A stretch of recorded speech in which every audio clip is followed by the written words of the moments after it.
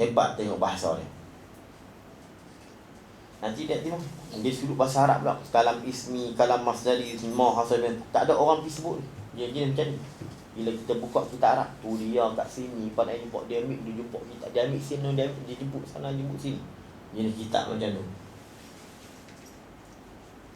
Maka dengan ini terjemah hamba ni kata Pan lah. Kalau dia kata begitu lah. Nyatalah maksud yang dituntuti pada ini perciraan. Perciraan ni perbicaraan. Mana? Ini perciraan, ini perbicaraan sifat ma'ani.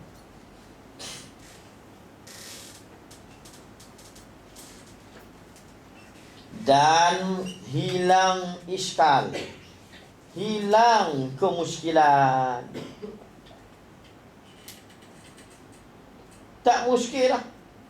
Kalau tidak tahu, kita kan hak tak iskal tu hak jenis mengaji. Dia duduk mengaji tak fikir lah. Kalau hak fikir semua, Tuhan berkata, sifat Tuhan yang ke-13 berkata, berkata-kata Tuhan yang qadim selama-lamanya. Berkata-kata Tuhan tidak ada awal, tidak ada akhir. Berkata-kata ini bukan Arab, bukan Melayu. Tidak ada awal, tidak ada akhir. Berkata-kata lawannya bisu. Hak ni anak murid ini senang aja. Abang apa pun. Berkata-kata Tuhan selama-lama. Selama-lama tunggu. Tuhan tak berhenti cakap. Ya. Berkata-kata lawannya bisu. Faham, dia pun faham. Tu jenis anak murid tak mikir. Orang mikir, lagu mana Tuhan berkata-kata tak berhenti. Dah berkata-kata satu sifat punya berkata-kata. Itu duk mengaji dah wahdaniyat Tuhan pada sifat-sifat Tuhan serba satu. Tiba-tiba kalam terima berkata-kata sama, terima mendengar. Mendengar Tuhan takkan satu lah. Dia dengar banyak. Pendengar sungguhlah satu. Kalau orang fikir, sungguh apa nak ada buat ni kena dah. Tapi tu pun nanti saya nak putus sikit. Kitab di Indonesia, kita jumpa tu insan. Dia pun terima apa. Orang dia berfikir betul-betul, dia terima apa. Indonesia saya beli di Jakarta. Dia terima apa. Syekh Dok sendiri dalam kitab Wardus Zawahir, dia terjemah di sama pada lurah pendengar. Iaitu pada makhluk satu sifat yang Tuhan letak di anak telinga. Dia terjemah itu. Tapi dia terjemah pendengar. Jadi sifat lain dia tak terjemah dah. Dia sendiri pun tak berani nak sebut banyak. Cuma dekat sama dia kata pendengar. Wardus Zawahir ni awal lagi pada Durus Samin pun kitab tu tak ada jual. Kalau ada pun kena putus stick. Syekh Dok sini terjemah dengan pendengar. Pandai yang ni tak, dia hanya mempopular saja. Bukan dia yang mula-mula cipta. Dia hanya mempopular. Dia faham daripada kitab-kitab dulu, dan dia faham daripada terjemah ulama-ulama dulu di sifat panca indera yang 5, pencium, pengkecak, pembahu tu. Dia faham di situ. Dan dia faham daripada cakapan orang Melayu. Bila benda yang ada, mereka akan sebut dengan penyangkul, penyapu, penumbuk, penulis. Itu. Tapi jangan faham alat. Disebut nanti di bawah. Jangan faham alat. Jangan lagi. Nanti Syekh nak sebut.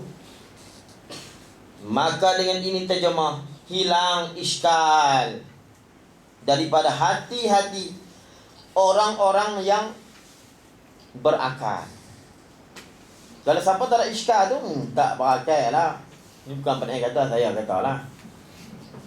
Tak berakal bukan makna gila. Dia tak berfikir banyak. Bukan tak berakal, tak berfikir je. Makna sombong je. Kalau tak berakal tu kasar bunyi. Bukan tak berakal, tak berfikir je. Tak kata berfikir tak apa, ni kata tak berakal pun marah. Padahal tak berfikir, tak berakal sama lah. Dan tiada baik. Hati-hati orang-orang yang berakal. Bersalahan terjemah orang. Bersalahan ni bikhilafi. Bersalahan terjemah orang. Bersalahan ni berlainan. Bersalahan terjemah orang yang dahulu-dahulu dengan katanya orang dahulu hidup, kan? Dan mengetahui dan kuasa dan menghendaki atau kehendak dan mendengar dan melihat dan berkata-kata. Nah, mereka duk terjemah ni. Nah, tak sama aku terjemah ni, tak sama dengan mereka. Maka sangatlah membawa muskil. Oh, terjemah macam ni membawa kepada muskil. Muskil. Kerana apa? Kerana menunjuk. Yani kerana lapas-lapas tersebut itu mana? Hidup, mengetahui, kuasa, menghendaki itu menunjuk atas perkara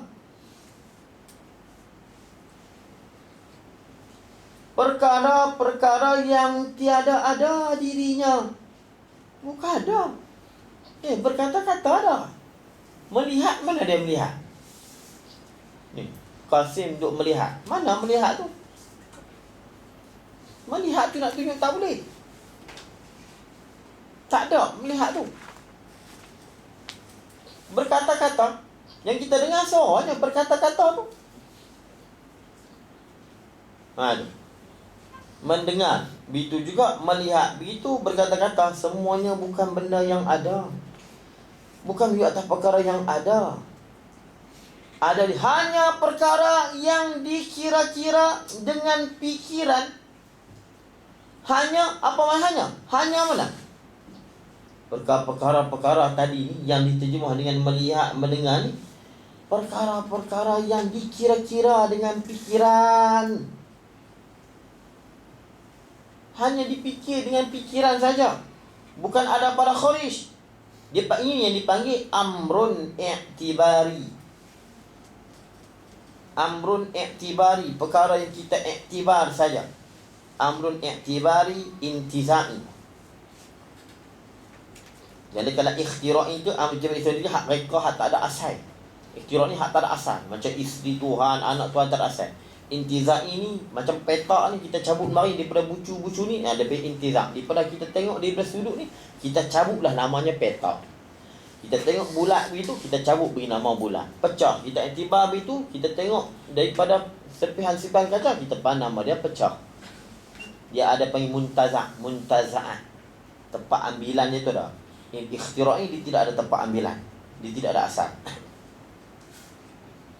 Perkara yang dikira-kira amtibari. Amtibari panggil hadas. Dia benda ni panggil hadas. Hadas ni kita duk bekerja, kita duk buat, duk memukul, duk melihat, duk ni panggil hadas. Setiap hadas amrun i'tibari. Amrun i'tibari bukan ada. Sedangkan ma'ani itu sifat yang ada. Kita terjemah apa? Ma'ani sifat yang ada.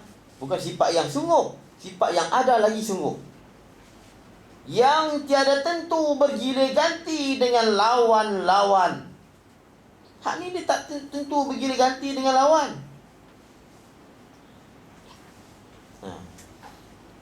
Yang tiada tentu bergilir ganti dengan lawan-lawan itu. Dia bukan bergilir ganti dengan lawan. Berkata-kata bukan duk bergilir ganti dengan bisu.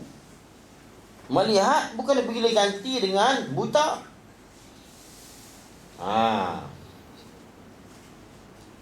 Lagi ada permulaan.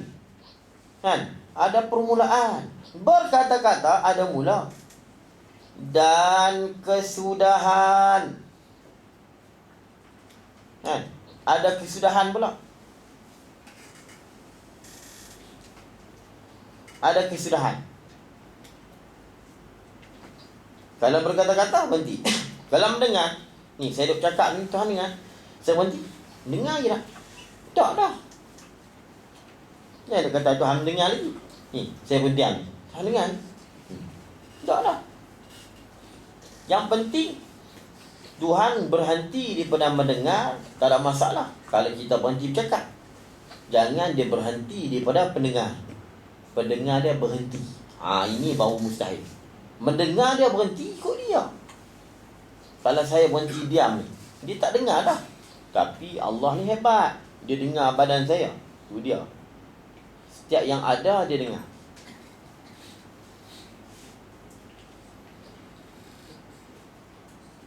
Tu. Setiap yang ada, Tuhan mendengar.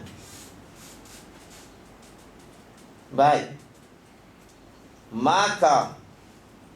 Dan kesudahan bagi kebanyakannya.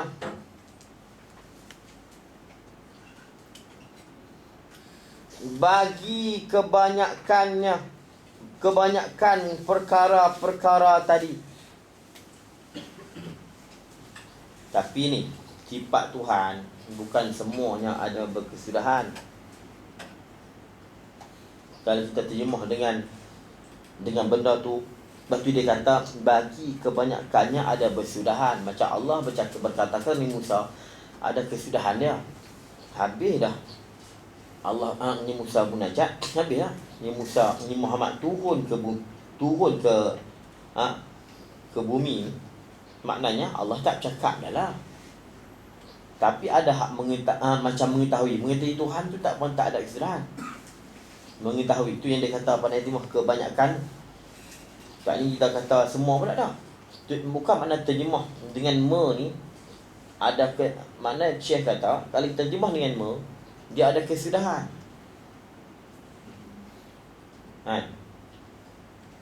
Tapi tak, dia kata begini, dan kesudahan bagi kebanyakannya.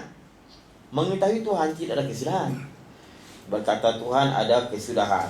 Mendengar Tuhan ada kesudahan. Kesudahan macam ni, saya cakap ni sedia, sudahlah dia dengar. Melihat Tuhan, melihat di mana? Saya duduk sini, saya bangun, saya duduk keluar. Dia tak nampak dah saya sini. Sudah dekat sini tapi dia nampak di sana. Tapi mengetahui Allah, saya pergi ke mana pun dia tahu. Ini yang Tok Syekh terima. Kebanyakan. Jaga kitab dulu, selama kitab Al-Quran ni satu-satu dia semua ada maksud. Dia ada satu. Dia ada bukan kata kitab dia. Kitab dulu. Sebut kitab dulu. Kitab Jawi hingga sikit. Kitab Jawi ni, saya duk belajar kitab Jawi ni, bukan semua kitab Jawi yang maknanya tinggi dia punya bahasa dia lah.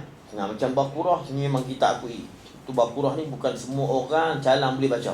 Nak baca laju tu boleh. Nak baca satu dia bukan dia. Kitab Arab, kalau hak jenis kuning tu jangan nak banyak. Jangan satu-satu semua ada maksud. Satu-satu. Cuma kalau kita belajar kat guru kita hak jenis laju lah, kita tak nampak lah kehebatan ulama' tadi. Kalau kata guru kita ni cerita korek satu-satu, kita nampak kitab tu hebat. Bukan guru tu hebat, kitab tu nampak hebat. Ni tu dia kata tu. Dan kesudahan bagi kebanyakannya perkara disifat tadi. Tu kena tulis. Dikatakan kebanyakan kerana bahawasanya ilmu itu mengetahui selama-lama. Tulis itu. Ilmu Tuhan ni mengetahui selama. Dia tidak ada kesudahan. Ilmu Tuhan. Kita terima dengan mengetahui itu. Tu dia tidak ada kesudahan. Sebab mengetahui Allah tiada kesudahan.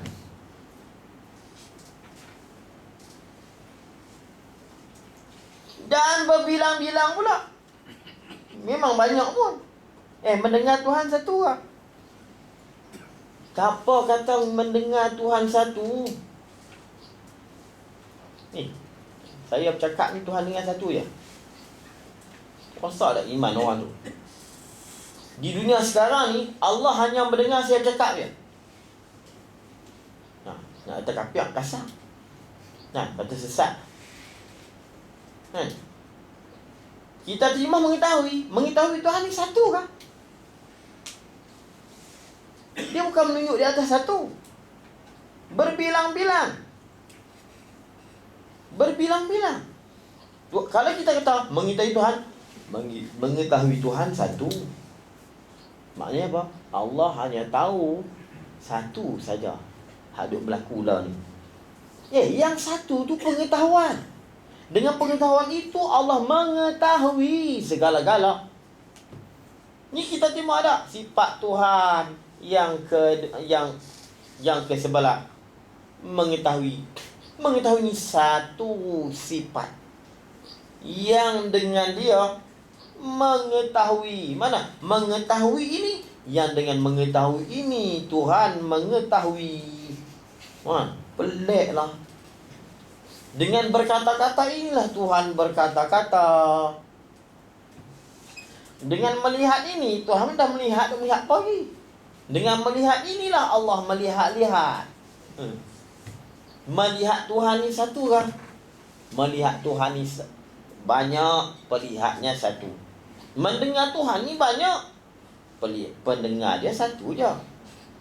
Tak faham lagi, tak tahu lah. Tak faham mana? Tak faham cara kehendak pandangan yang diterjemah tu. Bukan tak faham macam mana, tak faham maksud pandangan ni. Dia terjemah dengan apa ni?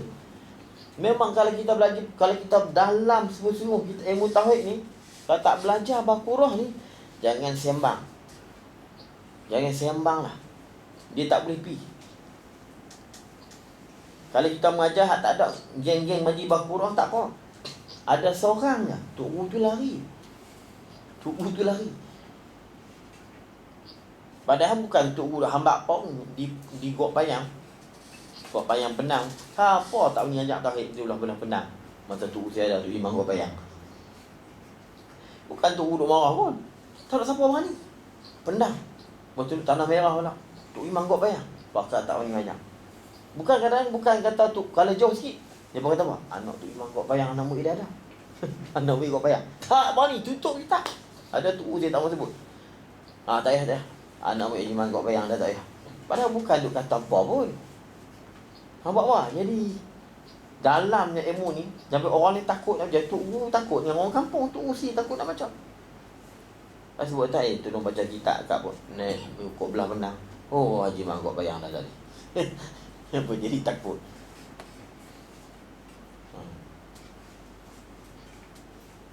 Bapa dia ilmu tauhid ini, Baqarah ni cukup dalam.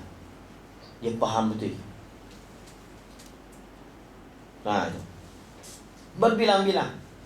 Kalau kita terjemah duk melihat, mendengar lagi, bertentangan dengan wah dan niat sifat. Bertentangan sungguh. Memang lari. Tu tak kira lagi dia nak tutup nanti dulu, dia nak gulung dia 50 20 yang wajib, 20 mesti masuk di Allah tu. Dan berbilang-bilang, maka sekalian itu pada pikiran hamba ta'alluq segala sifat-sifat itu.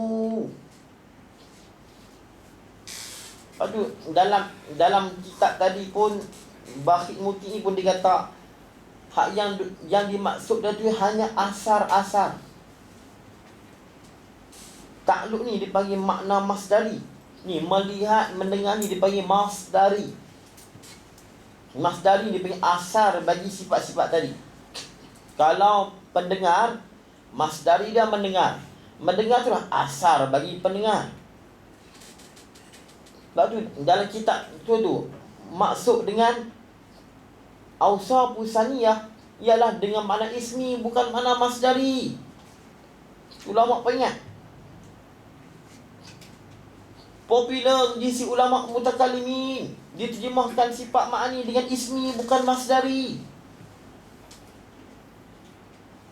Dalam kitab Suhaimi, apabila diitlak disebut dengan sifat, maka dikenaki ialah makna ismi, bukan masdari. Dan kitab As-Suhaimi bercambah-cambah dan kita sebut. Cuma kalau kita tak belajar, kita tak tahu apa yang dia kata ismi masdari ni.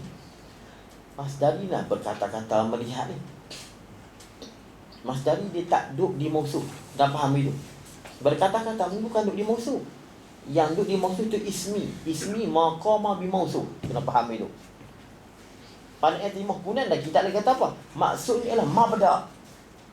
Mabda' tu lah pada terjemah tu dia mani terjemah dia kaji lama dah.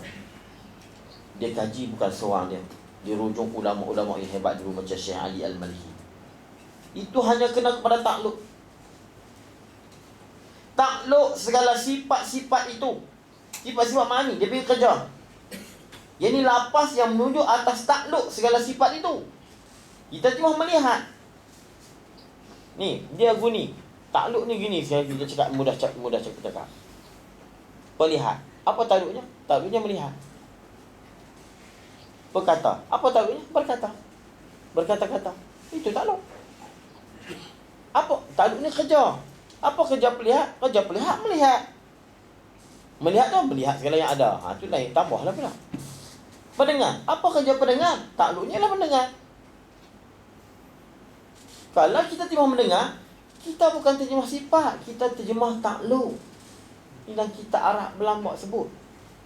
Itu takluk tu yang dipanggil makna masdari. Dan takluk ni bukan ada. Macam kita menyangkul, bukan ada menyangkul. Yang ada penyangkul, yang dicangkul dan yang menyangkul. Penyangkul cangkul tu, yang dicangkul sampah, tanah. Yang menyangkul tuan tu sini, orang tadi. Menyangkul tetap tak ada. Macam tu melihat, mendengar bukan ada. Diri yang bukan ada.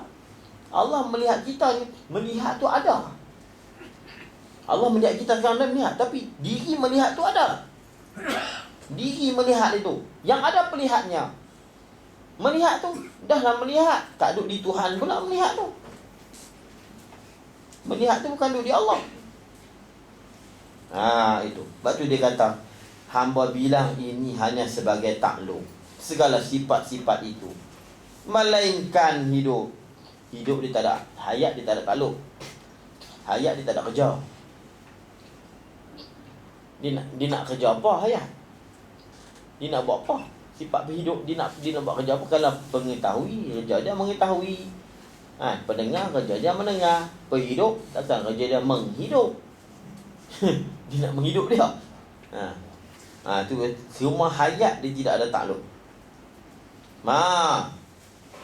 Melainkan hidup, maka iaitu hidup daripada sifat maknawiyah. Daripada sifat maknawiyah.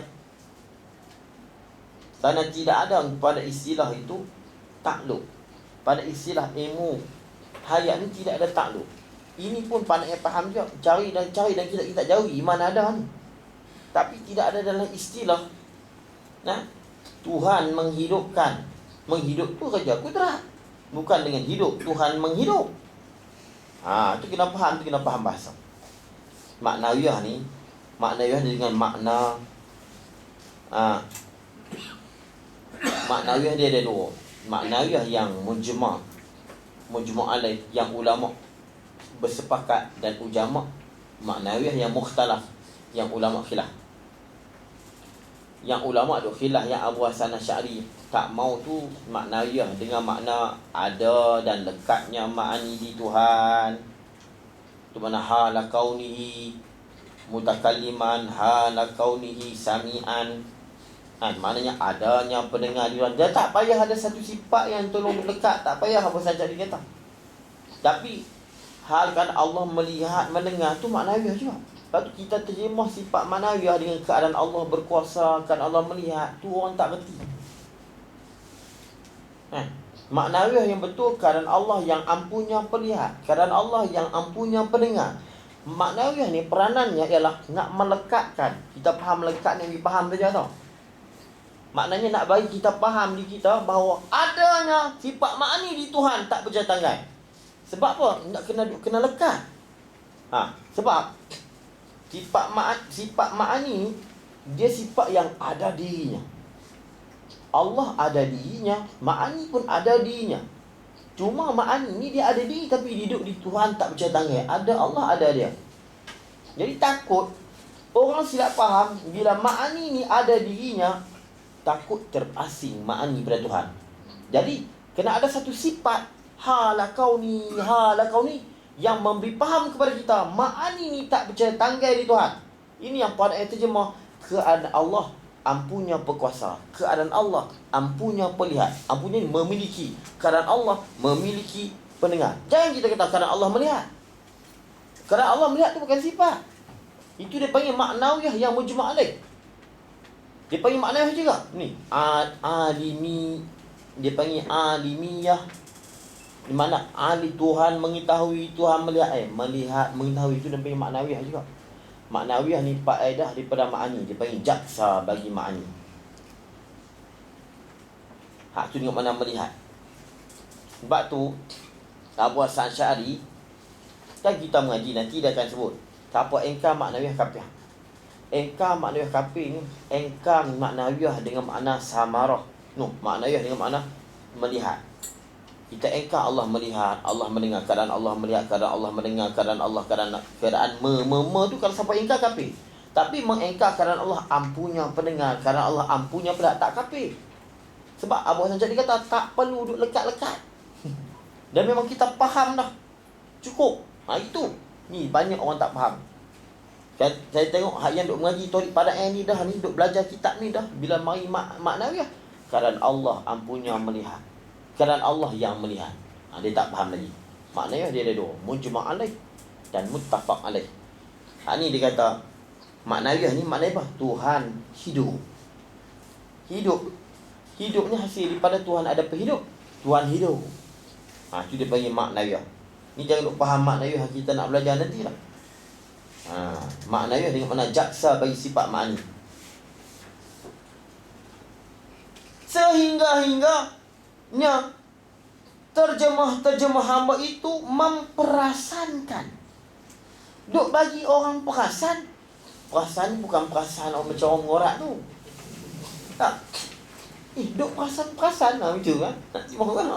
Memperasankan alat-alat bagi mafhum terjemah mereka itu. Sehingga ada orang duk pergi perasan. Pada terjemah apa ni alat. Jangan duk pergi perasan begitu.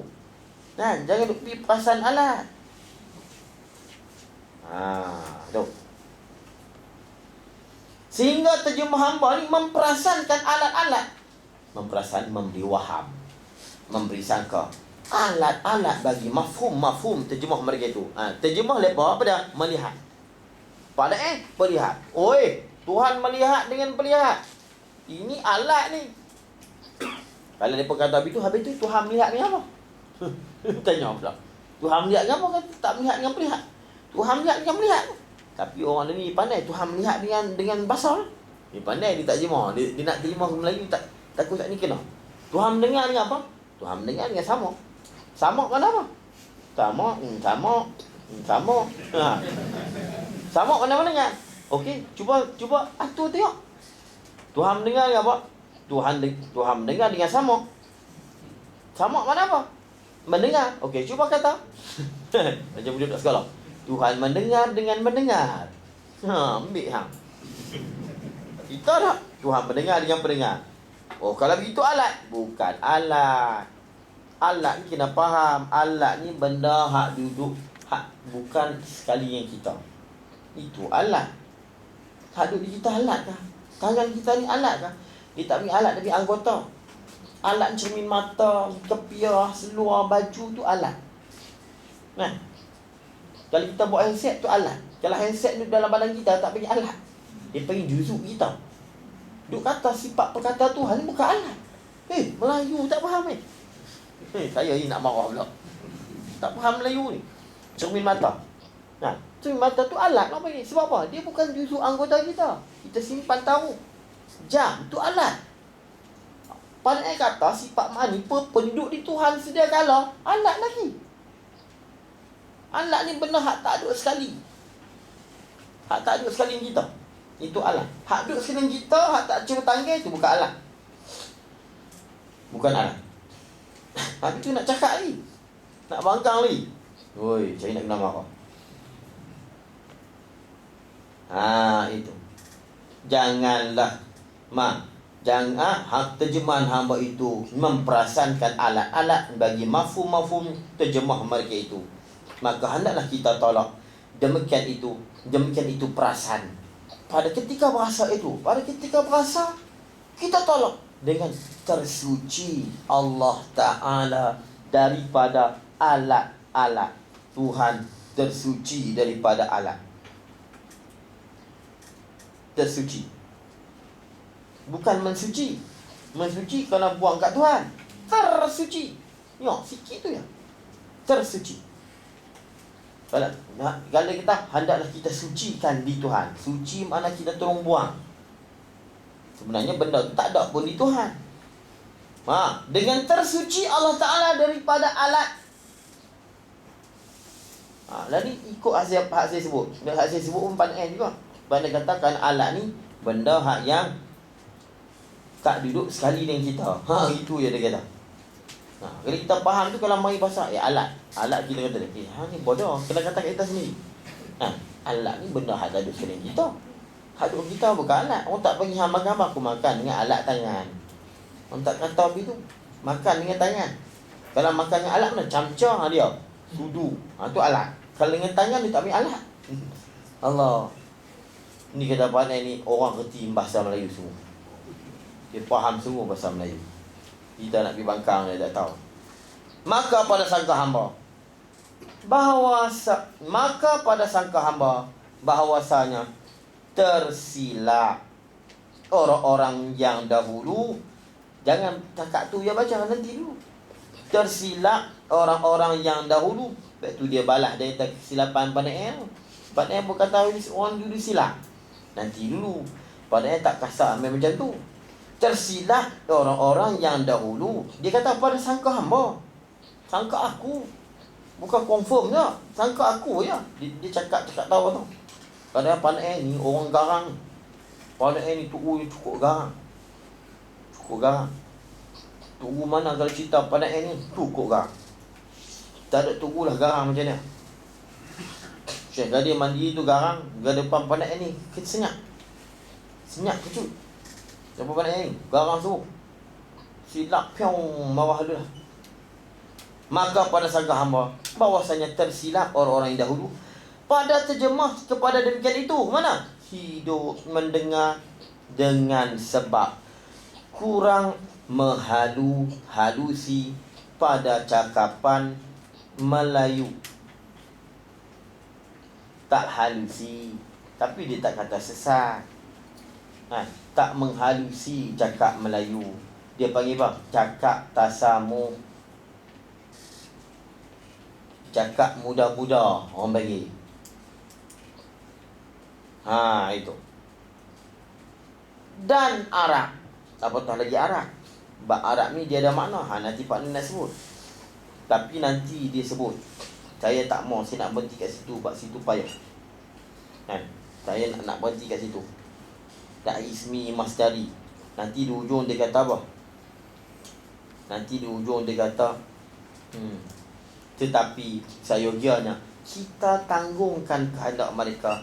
Dengan itu ibarat makna yang hamba taksir juga dengan dalil. Maknanya berkata-kata dengan makna perkata. Tanggung begitu dia kata. Hormat mereka. Tu. Tapi saya tak mau baca. Sebab apa? Nanti nak cerita panjang. Dia kata apa? Orang kurang halusi Melayu tu tak apa. Dan Arab.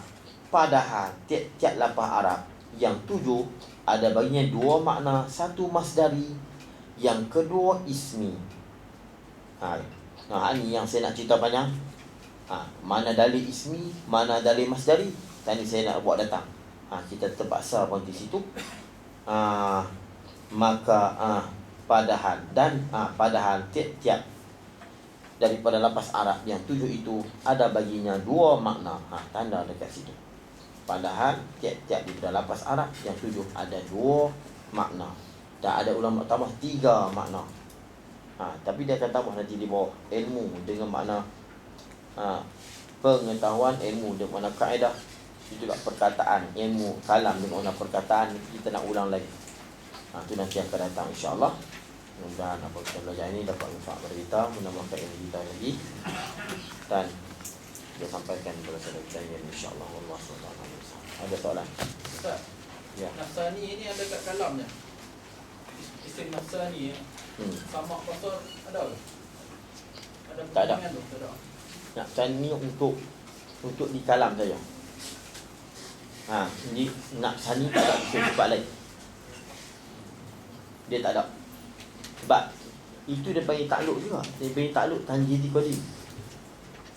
Tanjizi qadim. Dia panggil takluk tanjizi qadim. Jadi maksudnya kita kata kenapa yang lain tak ada juga Tuhan mendengar. Itu takluk janji qadim. Dulu sedia kala lagi dah. Macam mana Tuhan mengetahui sedia kala? Ilmu ada tajizil qadim. Mana? Macam mana ilmu? Itu dia ilmu tanjil hadis tak ada. Dia tanjil qadim. Sedia kala Tuhan tahu. Dia tak ada tanjil hadis. Kalau tanjil hadis Tuhan baru tahu habis kan. Kalam tu nafsani tu tajizil qadim. Ulama terjemah ulama kata kena kepada tanjil qadim. Tu nafsani. Mana Tuhan sentiasa berkata-kata. Berkata-kata dengan makna tu. Tu ada di Tuhan sedia kala berkata-kata. Itu dia kena pada tanjil qadim. Itu adalah nanti saya akan sebut. Suri qadim tu mana patut pada sedia kala Tuhan ada berkata tu. Dan tanjil hadis tu mana Tuhan mengeluarkan perkataan macam kalau kita ikut pendapat pada Allah Ta'ala bercakap dengan Nabi Musa tu tanjil hadis lulus yang sedia kala itu daripada nafsani tu, yang nafsani yang datang dari ismi nafsani keluar di mana kalam masdari, kalam lafzi yang Nabi Musa dengar. Kat sifat-sifat lain yang ada tanjil qadim tak disebut itu sebagai nafsani. Tak, sebab apa disebut nafsi. Dan kalau nafsi disebut nafsani. Disebutlah nafsani. Cuma di sifat-sifat lain tak payah. Tak payah disebut sebab dia nafsani nisbah kepada nafsi. Dan nafsani ni berlaziman.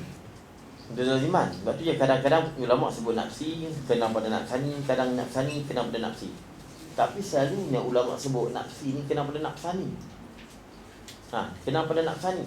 Sebab nafsi tu tak payah nafsi dari mana ismi tak perlu dibahas. Dan itu sebab Tuhan dan kita etikad dah. Di sinilah yang kitab ni duk keluar kalau nafsi ini makna berkata-kata ni. Memang berlambak-lambak lah ulama sebut begitu. Tapi kita kena faham ibarat. Itu yang saya sebut. Nafsi maknanya kadang-kadang kena pada kalam ismi, kadang-kadang kena pada kalam nafsani. Yang dia panggil nafsi juga, dia panggil nafsi yang hakiki. Itu dia panggil kalam ismi. Kalam lafzi pula dia kena pada kalam masdari dan kena pada kalam ma hasala bil masdar. Itu. Baik, ini pun tanya tentang kalam nafsani kan. Jika kita nak kata kalam nafsani Allah itu sama dengan takluk janji qadim, macam tahu dah. Ilmu Allah boleh atau tidak. Sama dengan takluk janji. Saya jawab dah. Kalau kita kata kalam nafsani Allah itu sama dengan takluk janji qadim, boleh atau tidak? Boleh. Seperti kita kata telah nyata kod ilmu Allah tentang apa yang Allah nak berkata-kata. Telah nyata kod ilmu Allah tentang apa yang Allah nak kata-kata. Ya, melalui ilmu je betul.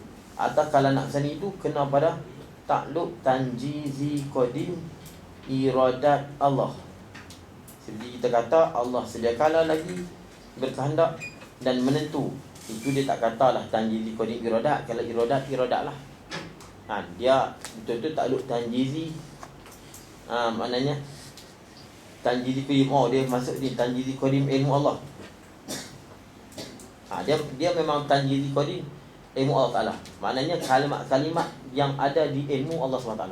Ulama sebut kalimat-kalimat yang ada di ilmu Allah. Tapi yang mentanjis itu yang ulama kata kudrat. Kalau mentanjiskan kalam lafzi, ada ulama kata dengan kudrat.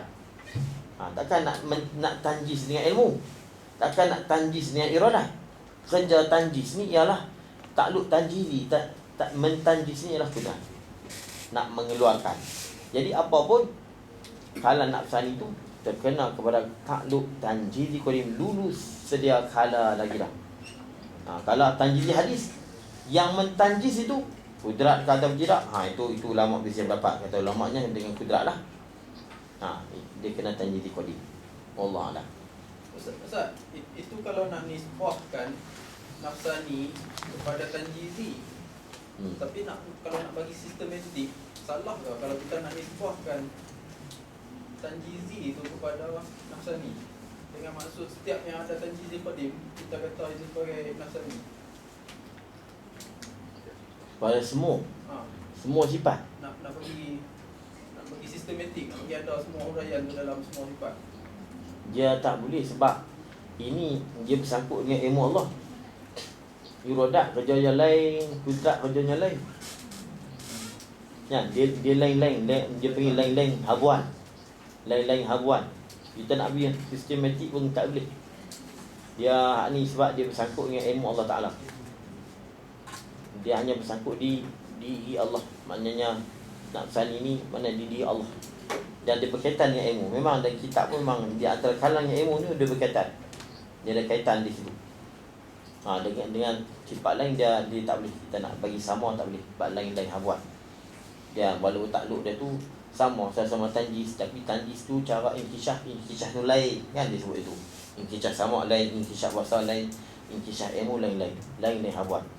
Allah Allah. Tahu soalan tu nanti ke depan je. Bismillahirrahmanirrahim. Alhamdulillah bi'alamin. Hamdan yuafi ya rabbana lakal hamdu kama yanbaghi li jalali sultanik.